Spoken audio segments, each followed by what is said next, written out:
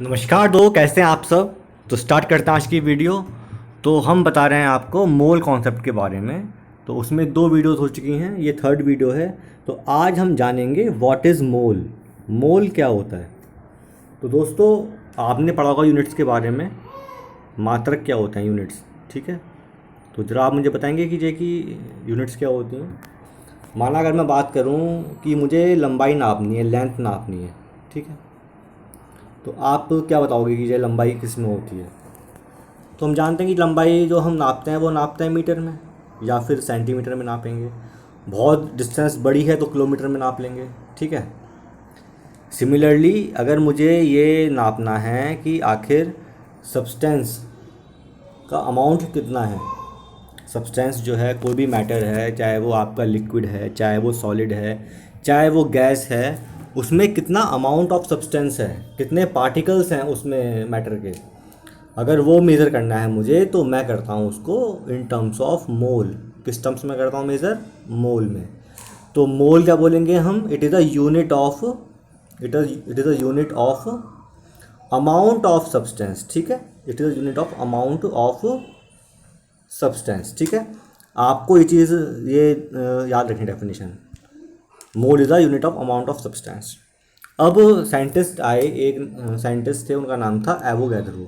Avogadro. तो ये scientist थे गैद्रो, ठीक है।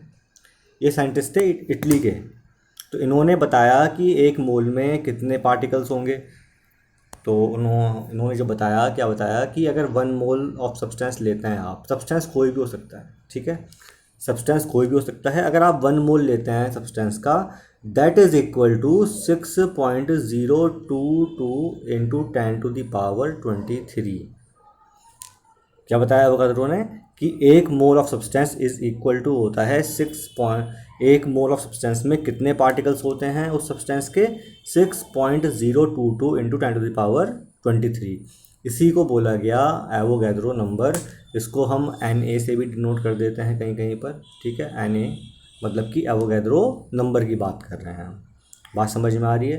अब होता कितना है ये, माना कि मेरे पास फॉर एग्ज़ाम्पल मैं बाज़ार से लेके आया कुछ सामान। फॉर एग्ज़ाम्पल मैं शुगर लेके आया 1 kg, और मुझसे पूछा कीजिए कि 1 kg में कितने मोल होंगे।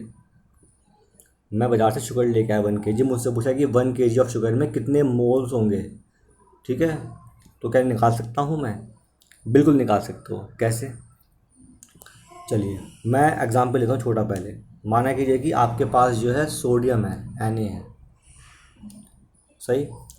Na का आपको मालूम होना चाहिए मॉलिक्यूलर मास। वो होता है 23 AMU। कितना होता है? तो अगर मैं 23 ग्राम ले लेता हूँ, 23 ग्राम ऑफ Na लेता हूँ मैं, तो 23 ग्राम ऑफ Na में जो है ना, पता है क्या होगा? इतने Na में 1 मोल हम सब्सटेंस ले रहे हैं Na का। एक बार और देखिए कि अगर मैं 23 ग्राम ऑफ Na ले रहा हूँ, तो इसका मतलब है कि मैं 1 मोल ऑफ Na ले रहा हूँ। 1 मोल ऑफ Na मैंने लिया है। बात समझ में आई? तो उसका मतलब है क्या? अगर मुझसे पूछा जाए कि भाई मैं 1 kg Na ले आया, मैं 1 kg Na ले आया और उसमें कितने मोल होंगे, तो भाई 23 ग्राम में कितने मोल? 1 मोल। 1 ग्राम में कितने मोल? 1/23 मोल हो गया। और 1 kg मतलब कि 1000 ग्राम, उसमें कितने हो जाएंगे? 1/23 इंटू 1000। बात समझ में आ रही है? इतने मोल्स होंगे 1 किलो Na में। अब आती है बात क्वेश्चन शुगर वाली, आपने कहा था शुगर मतलब ग्लूकोज, है ना। एग्जाम्पल ग्लूकोज से लेते हैं हम। तो ग्लूकोज का जो फॉर्मूला है वो आपको आना चाहिए। ग्लूकोज का फॉर्मूला क्या होता है भाई? केमिकल फार्मूला क्या होता है ग्लूकोज का, जो कोई बताएगा मुझे? ये होता है C6H12O6, ठीक है। अब इसका निकालूंगा मैं मॉलिक्यूलर मास। क्या निकालूंगा मैं?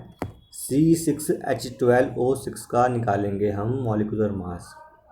बताइए कितना होगा भाई? 6 × 12, 12 C का होता है। 12 × 1, 1 होता है H का। और 6 × 16, ये होता है 16O का मॉलिक्यूलर मास। छः छः हैं हमारे पास कार्बन, 12 हैं H, और 6 ही हमारे पास ऑक्सीजन है। 12 × 6 = 72, प्लस 12 96, ठीक है। कितना हो जाएगा, 6 2 12, 6 4 10, हासिल किया 1, 8 9 9 9 18, 180। इसका मतलब है कि जो है कि C6H12O6 का जो मॉलिक्यूलर मास है वो 180 AMU है।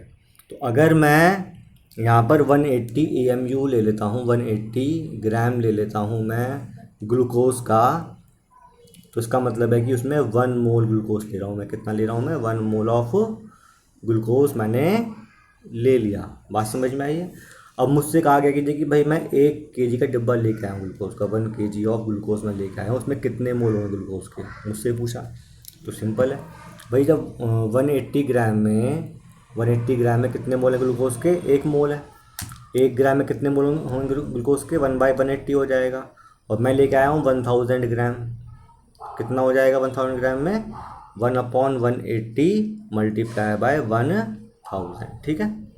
तो इस तरीके से आप निकाल सकते हो कि कितना आप जो है मास लेके आए हो, उसमें कितने मोल होंगे। वो निकालने के लिए पहले हमें, जब फॉर्मूला बन जाता है सिंपल है कि नंबर ऑफ़ मोल्स निकालने हो, अगर नंबर ऑफ़ मोल्स निकालने हों तो फॉर्मूला क्या बनता है दोस्तों, जो अभी हमने क्वेश्चन किया, नंबर ऑफ़ मोल्स निकालना, जो क्वेश्चन फॉर्मूला बनता है इज इक्वल टू वेट, है ना, जो आप लेके आते हो वेट, आप कितना ग्राम या कितना किलोग्राम वेट लेके आ रहे हो, upon molecular weight, upon molecular mass या मॉलिक्यूलर वेट उस सब्सटेंस का।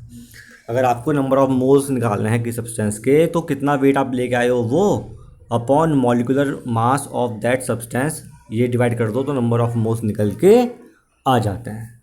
तो दोस्तों आज हमने सीखा कि नंबर ऑफ मोल्स कैसे निकालते हैं।